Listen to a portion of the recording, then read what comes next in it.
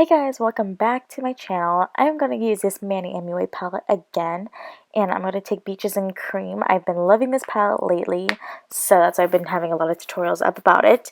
And I'm going to use a Sigma E40 brush, and this is going to be the transition shade.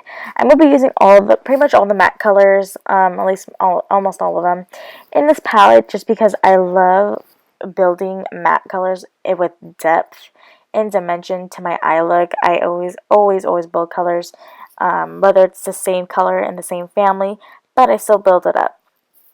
And now I'm going to get, I believe that one's Sora, and I'm going to get I believe that's a Morphe brush, and I'm just going to put in the outer V and dragging it into the crease across my eyelid, but I'm concentrating most of the product and the color on the outer corner of my eye.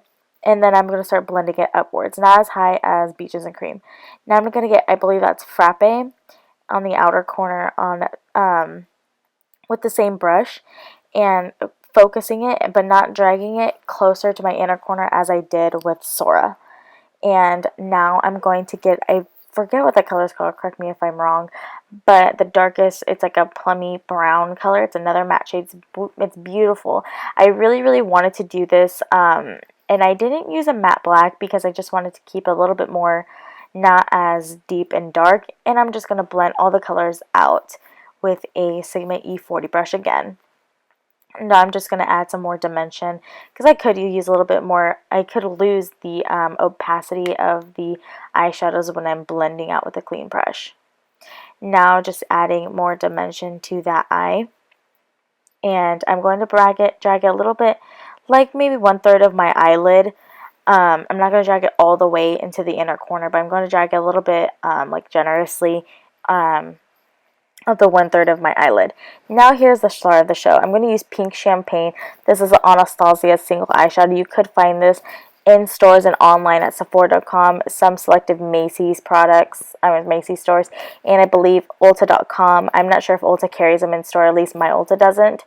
And I spritzed it with MAC Fit. I dipped my flat synthetic brush. This is a Morphe brush. A dupe for it is a MAC 242. It's the same thing pretty much, but it's a synthetic brush. It's very fine, very thin. And I dipped it into Pink Champagne first, and then I spritzed it with MAC Fix Plus. I feel like you get the best results that way.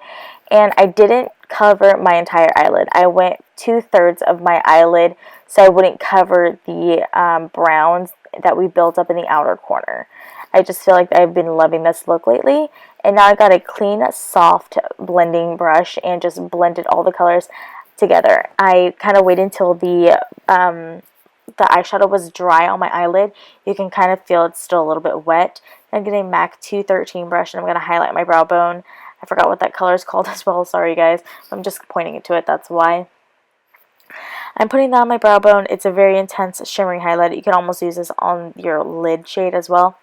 And in the inner corner, I love brightening. I love a bright eye inner corner. I just feel like it just brings the look to life when you just put like a nice highlight in the inner corner, even if it's a matte shade. I just feel like it just pulls it together. Now I'm going to get, I believe this is called Java from Smashbox. It's just a really dark brown eyeliner. It's not black, but it's not a medium brown. It's a pretty dark eyeliner, and I'm just going to put that on my waterline, and I'm going to tight line my upper lash line as well with this. I'm going to bring a little bit under my lower lash line onto the skin area where the tear duct meets the skin. And I'm going to get that brush, and I'm just going to smudge it with Beaches and Cream. I really loved a blown out smoky eye, especially on the bottom. I just love the look of, it's almost like a grungy look, if you kind of think about smoking out the lower lash line. And I'm going to get that color again. I'm going to use the same brush. It's a small Morphe, tiny detailed domed brush. I love this brush. I honestly don't remember how I got it. I'm pretty sure it's like one that I just picked up. And I'm putting some mascara, and just watch this. Boom. Lashes and eyeliner done. Now I'm going to get Anastasia's liquid lipstick in Pure Hollywood. I've talked about these liquid lipsticks before. I do not like the formulation, but the colors are gorgeous, so, you know, whatever, I'm going to deal with it. and I've been loving this combo lately. It's probably like a really go-to perfect nude. Like, because Anastasia Liquid Lipstick in Pure Hollywood is gorgeous, and I've been using this Smashbox lip gloss, and Smashbox lip glosses are not sticky, they're not tacky feeling, they just honestly feel like a balm to me, and the color isn't super opaque, and it doesn't have a lot of color payoff, which I really like for a look specifically like this. I'm kind of waiting for the lipstick to dry, and I love the doe foot of the Smashbox one, and so since it's not super opaque, it just gives this nice nude, perfect nude gloss look. It's not covering my Pure Hollywood, so it's still letting Pure Hollywood beam through this lip gloss. So there's my tutorial, and I'll see you guys later. Bye, guys.